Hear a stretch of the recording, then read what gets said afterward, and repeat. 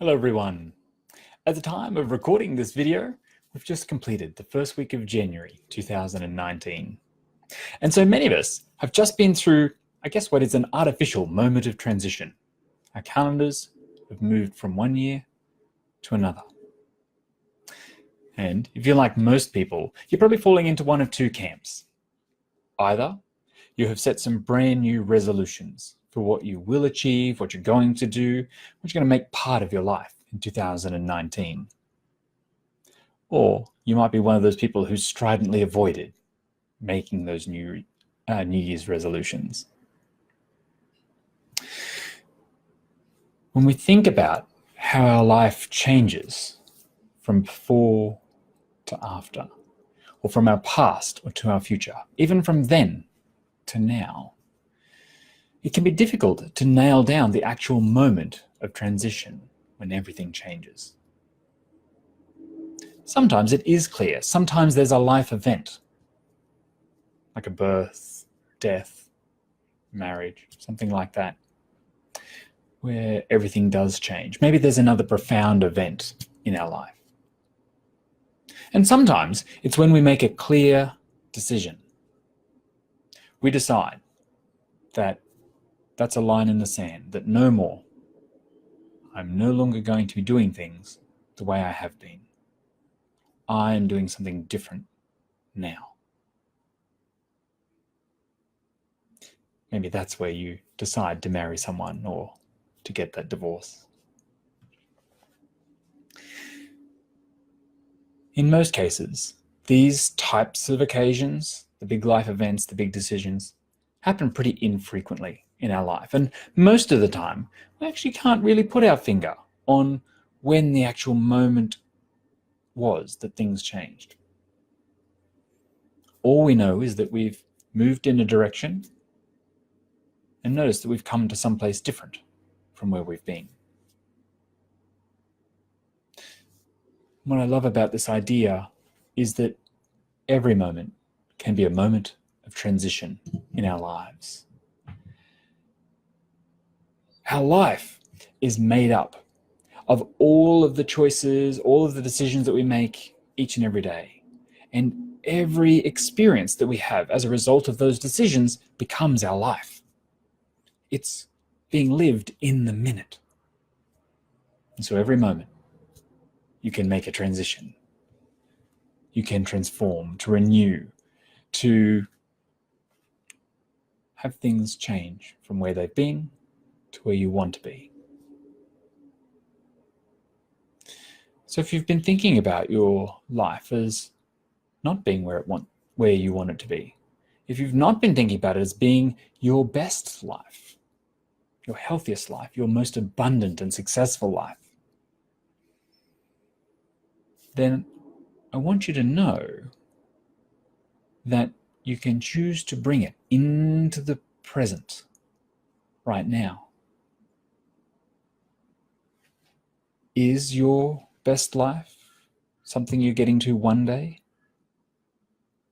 Or is today day one? Really think about this. For instance, if you want a healthier life, all you have to do is make healthier choices in the moment, right now.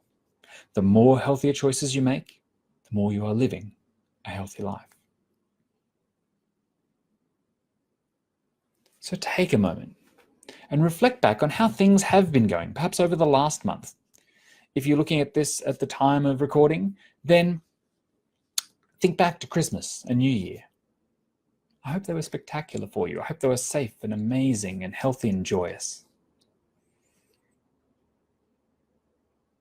Did you do things the way you wanted to? What worked? What did you do well? What do you want to keep in your life moving forward? Because you know what? Christmas, New Year's, celebrations, holidays, indulgences, they're coming around again. It happens every year.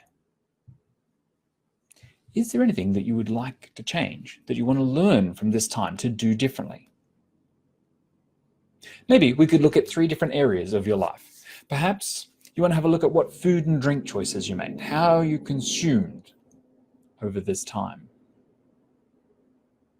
If you had to give yourself a rating out of 10, where 10 was living life exactly the way you want it to be, living your best life in terms of health, in terms of choice, in terms of enjoyment and fulfillment and satisfaction, what number would you give yourself? 10 out of 10? 9? 7? 5? 3? You decide. Maybe you want to think about your fitness and activity, your movement over these last few weeks. In this month, did you move the way you want to be moving?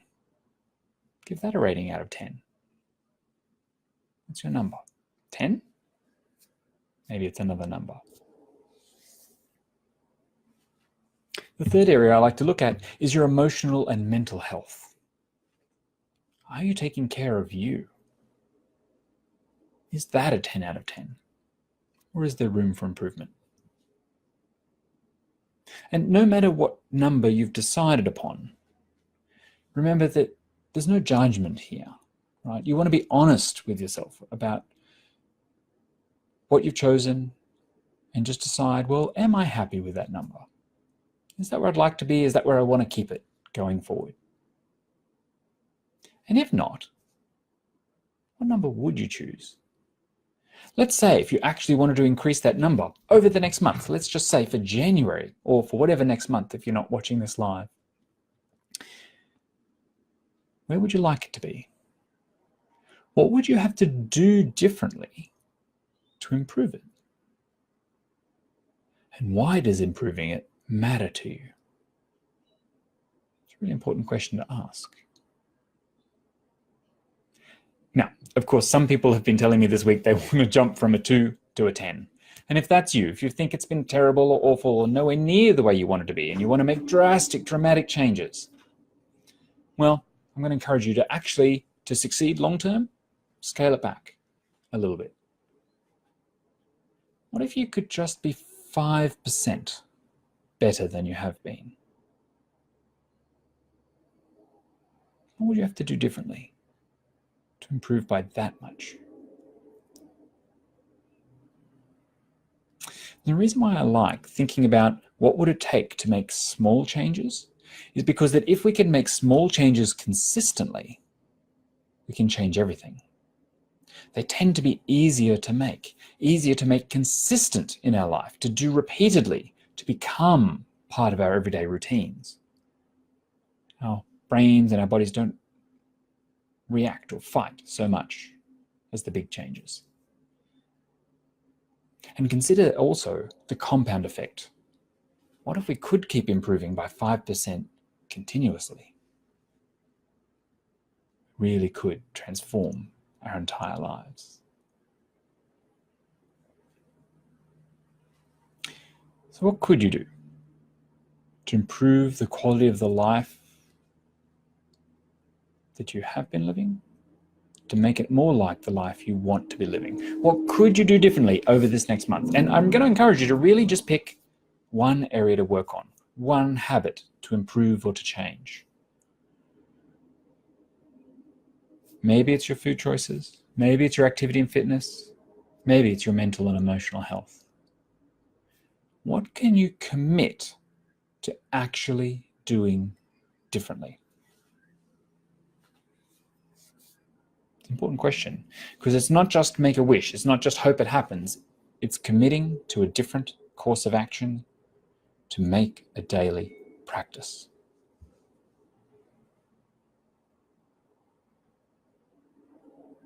How will you make it happen? How will you be accountable?